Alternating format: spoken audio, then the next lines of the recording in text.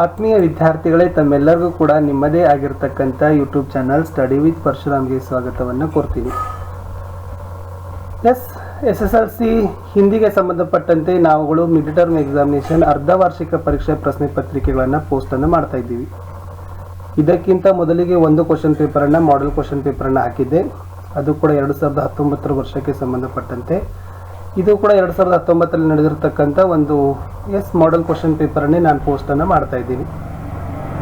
Video ಇಷ್ಟ ಆದರೆ ಒಂದು ಲೈಕ್ ಮಾಡಿ, ನಿಮ್ಮ ಫ್ರೆಂಡ್ಸ್ ಸರ್ಕಲ್ಗೆ ಶೇರ್ ಮಾಡಲು ಮರೆಯದಿರಿ. ತಾವುಗಳು ಈ ಕ್ವಶನ್ ಪೇಪರನ್ನು ಬಿಡಿಸಿದ್ದೆ ಆದರೆ ತಮಗೆ mid term examination question paper pattern ಹೇಗಿದೆ, ಸೊ ಅದರಲ್ಲಿ ಯಾವ ಥರನಾಗಿರ್ತಕ್ಕಂಥ ಪ್ರಶ್ನೆಗಳು ಬರ್ತವೆ ಅಂತಕ್ಕಂಥ ಐಡಿಯಾ ಬರುತ್ತೆ. ಸೊ ಒಂದು ರೀತಿಯಾಗಿರ್ತಕ್ಕಂಥ ಪ್ರಿಪ್ರೇಷನ್ ಮಾಡಿದ ಹಾಗೇನೂ ಕೂಡ ತಮಗೆ ಆಗ್ತದೆ. ಇದು ಕೂಡ SA1 2019 10वीं ಕಕ್ಷಾ ಹಿಂದಿ. ಸೊ ಟೋಟಲಿ ಟೈಮ್ ಇದೆ 2 ಗಂಟೆ 30 ನಿಮಿಷ ಬರಲಿಕ್ಕೆ, 15 ನಿಮಿಷ ಪ್ರಶ್ನೆ ಪತ್ರಿಕೆ ಓದಲಿಕ್ಕೆ, 80 ಮಾರ್ಕ್ ಕ್ವಶನ್ ಪೇಪರ್. ಸೊ ಈಗಾಗಲೇ ಲಾಸ್ಟ್ ಕ್ವಶನ್ ಪೇಪರ್ ಇದ್ದಂಗೆ ಪ್ಯಾಟರ್ನ್ ಇರ್ತದೆ. ಫಸ್ಟ್ 8 ಕ್ವಶನ್ಸ್ಗಳು MCQ ಇರ್ತವೆ, ಒಂದೊಂದಕ್ಕೆ ಒಂದೊಂದು ಅಂಕ. ಸೊ ಇಲ್ಲಿ ಸಂಧಿ ಮೇಲೆ ಒಂದು ಕ್ವಶನ್ಸ್ ಇದೆ, ವಚನಗಳ ಮೇಲೆ ಒಂದು, ಪ್ರೇರಣಾರ್ಥಕ ಕ್ರಿಯಾ ಮೇಲೆ ಒಂದು, ವಿಲೋಮ ಶಬ್ದ, ಮುಹಾವರೆ, ಸಮಾಸ, ಆಮೇಲೆ ವಿರಾಮ ಚಿಹ್ನ, ಕಾರಕ. ಸೊ ಈ ಥರ ಏನು ಮಾಡಿದಾರಪ್ಪ ಅಂದರೆ ಒಂದೊಂದು ಗ್ರಾಮರ್ ಕಂಟೆಂಟ್ ಮೇಲೆ ಒಂದೊಂದು ಕ್ವಶನ್ಸ್ಗಳನ್ನು ಕೇಳಿದ್ದಾರೆ. ವಿಡಿಯೋವನ್ನು ಪಾಸ್ ಮಾಡಿ, ಸೊ ತಾವುಗಳು ಸರಿಯಾಗಿ ಆ ಕ್ವಶನ್ಸ್ಗಳನ್ನು ನೋಡಿಕೊಂಡು ಉತ್ತರಗಳನ್ನು ಬರಲಿಕ್ಕೆ ಪ್ರಯತ್ನವನ್ನು ಪಡಿ. ಉತ್ತರಗಳನ್ನು ಸಹಿತ ನೆಕ್ಸ್ಟ್ ವಿಡಿಯೋದಲ್ಲಿ ಪೋಸ್ಟನ್ನು ಮಾಡ್ತೀವಿ. ಇನ್ನು ಮೇನ್ ಕ್ವಶನ್ 2ದಲ್ಲಿ ಏನು ಕೇಳಿದ್ದಾರೆ, ಅನುರೂಪತೆ ಇರ್ತವೆ. ಸೊ 4 ಕ್ವಶನ್ಸು 4 ಅಂಕ. ಸೊ ಇಲ್ಲಿನೂ ಕೂಡ ಏನಿರ್ತದೆ, 2 ಕ್ವಶನ್ಸ್ ಪದ್ಯದ ಇರ್ತವೆ, 2 ಕ್ವಶನ್ಸು ಗದ್ಯದ್ದು ಇರ್ತವೆ. 9ನೇ ಕ್ವಶನ್ ಏನಿತ್ತು, ಅದು ಮಾತೃಭೂಮಿ ಪದ್ಯದಿತ್ತು. 10ನೇ ಕ್ವಶನ್ ಕಾಶ್ಮೀರಿ ಸೇಬ್ ಕಹಾನಿದು. 11ನೇದು ಗಿಲ್ಲು ಪಾಠ. 12 ಅಭಿನವ ಮನುಷ್ಯ ಪದ್ಯದ್ದು ಇತ್ತು. ಮೇನ್ ಕ್ವಶನ್ 3ರಲ್ಲಿ ಒಂದು ವಾಕ್ಯದಲ್ಲಿ ಉತ್ತರವನ್ನು ಬರಲಿಕ್ಕೆ 4 ಕ್ವಶನ್ಸು 4 ಅಂಕ ಇದ್ದಾವೆ. ಇಲ್ಲಿನೂ ಕೂಡ ಸೇಮ್ ಏನು ಕೇಳಿದಾರಪ್ಪ ಅಂತಂದರೆ 2 ಗದ್ಯದ ಕ್ವಶನ್ಸು, 2 ಪದ್ಯದ ಕ್ವಶನ್ಸು. 13ನೇ ಕ್ವಶನ್ ಇರೋದು ಮಾತೃಭೂಮಿ ಪದ್ಯ. 14ನೇ ಕ್ವಶನ್ ಇರೋದು ಕಾಶ್ಮೀರಿ ಸೇಬ್ ಕಹಾನಿ. 15ನೇ ಕ್ವಶನ್ ಇರೋದು ಅಭಿನವ ಮನುಷ್ಯ ಪದ್ಯ. 16ರಲ್ಲಿರೋದು ಬಸಂತ್ ಕಿ ಸಚ್ಚಾಯಿ ಅಂತಕ್ಕಂಥ ಏಕಾಂಕಿಯಿಂದ ಕ್ವಶನ್ಸು. ಇನ್ನು ಮೇನ್ ಕ್ವಶನ್ 4ರಲ್ಲಿ ಏನು ಮಾಡಿದಾರಪ್ಪ ಅಂದರೆ 2-3 ವಾಕ್ಯದ್ದು ಪ್ರಶ್ನೆಗಳು ಕೇಳ್ತಾರೆ. ಟೋಟಲಿ ಅಲ್ಲಿ ಎಷ್ಟು ಕ್ವಶನ್ಸ್ ಇರ್ತವೆ, 8 ಕ್ವಶನ್ಸ್ ಇರ್ತವೆ, ಒಂದೊಂದಕ್ಕೆ 2 ಅಂಕ, 16 ಮಾರ್ಕ್ಸ್ ಅಲ್ಲೇ ಬಂತು. ಇಲ್ಲಿ ಗಿಲ್ಲು ಪಾಠದ ಒಂದಿದೆ, ಅಭಿನವ್ ಮನುಷ್ಯ ಪದ್ಯದ ಒಂದಿದೆ, ಮೇರಾ ಬಚ್ಪನ್ ಪಾಠದ ಒಂದು, ಬಸಂತ್ ಕಿ ಸಚ್ಚಾಯಿ ಪಾಠದ ಒಂದು, ನೆಕ್ಸ್ಟ್ ತುಳಸಿ ಕೆ ದೋಹೆದ್ರಿಂದ ಒಂದು ಕೇಳಿದ್ದಾರೆ. ಆಮೇಲೆ ಇಮಾನ್ದಾರೋं के सम्मेलन में ಒಂದು ಕೇಳಿದ್ದಾರೆ. ಇಂಟರ್ನೆಟ್ ಕ್ರಾಂತಿದು ಒಂದಿದೆ. ಶನಿ ಸಬ್ಸೆ ಸುಂದರ ಗ್ರಹದಿಂದನೂ ಕೂಡ ಒಂದು ಕ್ವಶನ್ ಇದೆ. ಟೋಟಲಿ 8 ಕ್ವಶನ್ ಆಯಿತು 2 ಅಂಕಕ್ಕೆ. ಇನ್ನು ಮೇನ್ ಕ್ವಶನ್ 5ದಲ್ಲಿ 3 ಅಂಕಕ್ಕೆ 9 ಕ್ವಶನ್ಸ್ ಇರ್ತವೆ, 27 ಮಾರ್ಕ್ಸ್ ಇಲ್ಲೇ ಇರ್ತವೆ. ಇದು ಇಮಾನ್ದಾರೋं के सम्मेलन में ಕ್ವಶನ್, ಇದು ಇಂಟರ್ನೆಟ್ ಕ್ರಾಂತಿ. ತುಳಸಿ ಕೆ ದೋಹೆದಿಂದ ಯಾವುದಾದರೂ ಒಂದು ದೋಹಾ ಕೊಟ್ಟು ಅದರ ಭಾವಾರ್ಥವನ್ನು ಕೇಳ್ತಾರೆ 3 ಅಂಕಕ್ಕೆ. ಇದು ತುಂಬ ಇಂಪಾರ್ಟೆಂಟ್ ಆಗಿರ್ತಕ್ಕಂಥದ್ದು, ಈಸಿಯಾಗಿ ಸ್ಕೋರನ್ನು ಮಾಡ್ತಕ್ಕಂಥದ್ದು.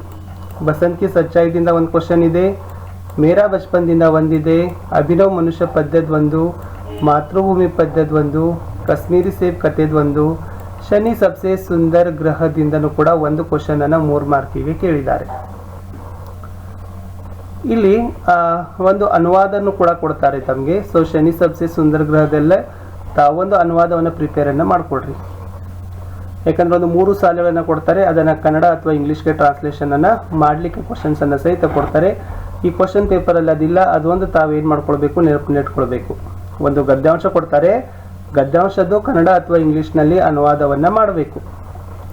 ಇನ್ನು 4 ಅಂಕಕ್ಕೆ 2 ಕ್ವಶನ್ಸ್ಗಳು ಇರ್ತವೆ ಮೇನ್ ಕ್ವಶನ್ 6ಅಲ್ಲಿ. ಇಲ್ಲಿ ಗಿಲ್ಲುದಿದ ಒಂದು ಕೇಳಿದ್ದಾರೆ, ಆಮೇಲೆ ಒಂದು ದೋಹಾಗಳನ್ನು ಕಂಪ್ಲೀಟ್ ಮಾಡೋಕ್ಕೆ ಕೇಳಿದ್ದಾರೆ. ಇಲ್ಲಿ ಟೆಕ್ಸ್ಟ್ನಲ್ಲಿ ಹಿಂದ್ಗಡೆ ನಿಮಗೆ ಕಂಠಸ್ಥಕ್ಕೆ ಇರತಕ್ಕಂಥ ಪದ್ಯಗಳನ್ನು ನೋಡ್ಕೊಡ್ರಿ, ಅವುಗಳು ಮಿಡ್ ಟರ್ಮ್ಗೆ ಬರ್ತವೆ. ಮಾತೃಭೂಮಿದು ಒಂದಿದೆ, ಅಭಿನವ್ ಮನುಷ್ಯದು ಒಂದಿದೆ. ತುಳಸಿ ಕೆ ದೋಹೆದಲ್ಲಿನೂ ಕೂಡ ಕೆಲವು ದೋಹಾಗಳು ಕಂಠಸ್ಥಕ್ಕಿದ್ದಾವೆ, ಅವುಗಳನ್ನು ತಾವು ಕಂಠಸ್ಥನ ಮಾಡಬೇಕು. ಬಟ್ ಆ್ಯನ್ಯುವಲಲ್ಲಿ ಏನು ಮಾಡ್ತಾರಪ್ಪ ಅಂದ್ರೆ 17ನೇ ಪದ್ಯ ಒಂದೇ ಬರ್ತದೆ, ಅವೆಲ್ಲ ಬರಲ್ಲ. ಬಟ್ ಮಿಡ್ ಟರ್ಮ್ಗೆ ಇವನು ಪ್ರಿಪ್ರೇಷನನ್ನು ಮಾಡ್ಕೊಳ್ಬೇಕು. ಇನ್ನು ವಿದ್ಯಾರ್ಥಿಗಳೇ, ಮುಖ್ಯ ಪ್ರಶ್ನೆ 7ರಲ್ಲಿ ಒಂದು ಗದ್ಯಾಂಶ ಕೊಟ್ಟು ಅದಕ್ಕೆ ಸಂಬಂಧಪಟ್ಟಂತೆ 4 ಪ್ರಶ್ನೆಗಳನ್ನು ಕೇಳ್ತಾರೆ 4 ಅಂಕಕ್ಕೆ. ಇಲ್ಲಿ ಕೂಡ ಒಂದು ತಾರಾ ಅಂತಕ್ಕಂಥ ಏನೋ ಒಂದಷ್ಟು ಗದ್ಯಾಂಶ ಇದೆ, ಅದಕ್ಕೆ ಸಂಬಂಧಪಟ್ಟಂತೆ ಕ್ವಶನ್ಸ್ ಇದ್ದಾವೆ, ಅವುಗಳನ್ನು ಓದ್ಕೊಡ್ರಿ. ಇನ್ನು ಮೇನ್ ಕ್ವಶನ್ 8ರಲ್ಲಿ 12ರಿಂದ 15 ವಾಕ್ಯಗಳಿಗೆ ಮೀರದಂತೆ ಒಂದು ನಿಬಂಧವನ್ನು ಬರಿಬೇಕು. ಇವೆರಡು ವಿಷಯಗಳನ್ನ ತಾವು ಕಂಠಸ್ಥ ಮಾಡಿದರೆ ಆನ್ಯುವಲ್ ಎಕ್ಸಾಮ್ದಲ್ಲಿ ಇವೆರಡೂ ಬರ್ತಾವ, ಜನಸಂಖ್ಯೆ ಆಗಿರ್ಬೋದು, ಇಂಟರ್ನೆಟ್ ಆಗಿರ್ಬೋದು. ಯಾಕೆಂದ್ರೆ ಪಠ್ಯಾಧಾರಿತ ನಿಬಂಧಗಳಿರ್ತಕ್ಕಂಥದ್ದು ಇಂಟರ್ನೆಟ್ ಮತ್ತು ಕರ್ನಾಟಕಿ ಸಂಪದ, ವಿಚಾರ ಪ್ರಧಾನ ಇರ್ತಕ್ಕಂಥದ್ದು ಜನಸಂಖ್ಯಾ. ಸೊ ಈ ತರನಾಗಿ ಭಾವ ಪ್ರಧಾನ, ವಿಚಾರ ಪ್ರಧಾನ, ಪಠ್ಯಾಧಾರಿತ ನಿಬಂಧಗಳನ್ನು ಏನು ಮಾಡ್ತಾರಪ್ಪ ಅಂದ್ರೆ ಒಂದೊಂದು ಪಠ್ಯ ವಿಷಯಗಳನ್ನು ಕೊಟ್ಟಿರ್ತಾರೆ. ಈ ಇಂಟರ್ನೆಟ್ ಕ್ರಾಂತಿ, ಕರ್ನಾಟಕ ಸಂಪದ, ಜನಸಂಖ್ಯಾ ಸಮಸ್ಯೆ, ಈ 3 ನಿಬಂಧಗಳನ್ನ ಒಂದು 15 ಸಾಲುಗಳನ್ನ ತಾವು ಪ್ರಿಪೇರ್ ಮಾಡಿದ್ದೆ ಆದ್ರೆ 4 ಅಂಕ ಏನಾಗ್ತದಪ್ಪ ಅಂದ್ರೆ ಈಸಿಲಿ ತಾವು ಸೆಕ್ಯೂರನ್ನ ಮಾಡ್ಬೋದು. ಎಕ್ಸಾಮಲ್ಲಿ ಒಂದು ಪೇಜ್ ಅಥವಾ 1.5 ಪೇಜ್ ಅಷ್ಟು ಇಷ್ಟು ನಿಬಂಧ ಬರೆದ್ರೆ ಸಾಕು. ಸೊ ಈಸಿಯಾಗಿ ಇವೆಲ್ಲ ಪಾಯಿಂಟ್ಸ್ಗಳನ್ನ ಹಾಕಬೇಕು. ವಿಷಯ ಪ್ರವೇಶ ಇರಬೇಕು, ವೃದ್ಧಿಕೆ ಕಾರಣ ಪರಿಣಾಮ ಇರಬೇಕು, ಉಪಚಾರ ಇರಬೇಕು, ಉಪಸಂಹಾರ ಇರಬೇಕು. ಇವೆಲ್ಲ ಇದ್ರೆ ಸೊ ಬೆನಿಫಿಟ್ ಆಗ್ತದೆ, ತಮಗೆ ಏನಾಗ್ತದಪ್ಪ ಅಂದ್ರೆ ಸಿಗ್ತದೆ. ಇನ್ನು ಮೇನ್ ಕ್ವಶನ್ 9ನಲ್ಲಿ ಎಸ್ ಪತ್ರ ಇದೆ. ಸೊ ಚುಟ್ಟಿ ಪತ್ರ ಅಂತೂ ತಾವು ಪ್ರಿಪೇರ್ ಮಾಡೇಬೇಕು, ಯಾಕಂದ್ರೆ 5 ಅಂಕ ಇದೆ.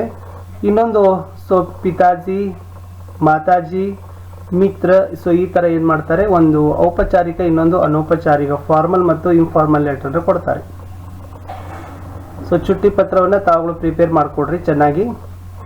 ಎಸ್ ಅದನ್ನ ತಾವುಗಳನ್ನ ಎಷ್ಟು ಬರೋದು ಪ್ರಾಕ್ಟೀಸ್ ಮಾಡ್ತೀರಿ ನೋಡಿ. ಅಲ್ಲಿ ಏನಿದೆ ಫಾರ್ಮೆಟ್ ಹಾಕ್ತಕ್ಕಂಥದ್ದು ತುಂಬಾ ಇಂಪಾರ್ಟೆಂಟ್. ರೈಟ್ ಸೈಡ್ಗೆ ಸ್ಥಳ ದಿನಾಂಕ ಹಾಕಬೇಕು, ಸ್ಥಾನ ದಿನಾಂಕ ಹಾಕಬೇಕು, ಲೆಫ್ಟ್ಗೆ ಪ್ರೇಷಕು, ಸೇವಾಮೆ, ಸಂಬೋಧನೆ ಇರಬೇಕು, ವಿಷಯ ಇರಬೇಕು, ಪತ್ರಕ ಕಲೇವರ್ ಇರಬೇಕು, ಸಮಾಪನ ಇರಬೇಕು. ಓಕೆ, ಸೊ ಇವೆಲ್ಲ ಸ್ಟೆಪ್ಸ್ಗಳನ್ನ ಇದ್ರೆ ಸೊ ಈಸಿಯಾಗಿ ತಾವು ಏನು ಮಾಡ್ತೀರಪ್ಪ ಅಂದ್ರೆ 5ಕ್ಕೆ 5 ಅಂಕಗಳನ್ನು ಕೊಡ್ತಾರೆ. ವಾಕ್ಯಗಳಂತೇನೋ ಅದು ಪತ್ರ ಇದೆ ಅಂತ ದೊಡ್ಡ ಬರುವಂಗಿಲ್ಲ, ಲಿಟಲ್ ಬಿಟ್ ಸಿಂಪಲ್ ಸೆಂಟೆನ್ಸ್ ಇರಬೇಕು, ಬಟ್ ಭಾಳ ಎಫೆಕ್ಟಿವ್ ಆಗಿರಬೇಕು. ಅಷ್ಟಾದರೆ ತಮಗೆ ಏನು ಮಾಡ್ತಾರಪ್ಪ ಅಂತಂದರೆ 5 ಅಂಕಗಳನ್ನು ಕೊಡ್ತಾರೆ.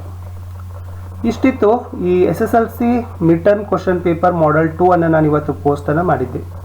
ಸೊಲ್ಯೂಷನ್ಸನ್ನು ನೀವುಗಳನ್ನ ಸಹಿತ ಬರೀರಿ. ನೋಡೋಣ ನೆಕ್ಸ್ಟ್ ವಿಡಿಯೋದಲ್ಲಿ ನನಗೆ ಸಮಯ ಸಿಕ್ಕಿದ್ರೆ ಮತ್ತೆ ಸೊಲ್ಯೂಷನ್ಗಳನ್ನು ಹಾಕ್ತೀನಿ. ಸಾಧ್ಯವಾದಷ್ಟು ವಿಡಿಯೋವನ್ನು ಹೆಚ್ಚು ಫ್ರೆಂಡ್ ಸರ್ಕಲ್ಗೆ ಶೇರ್ ಮಾಡಿ ಅಂತ ಹೇಳ್ತಾ, ನೋಡುವ ಸಮಯ ಸಿಕ್ಕಿದ್ರೆ ಮತ್ತೆ ಬೇರೆ ವಿಷಯದ ಕ್ವಶನ್ ಪೇಪರ್ಗಳನ್ನು ಸಹಿತ ಪೋಸ್ಟನ್ನು ಮಾಡ್ತೀನಿ. Thank you.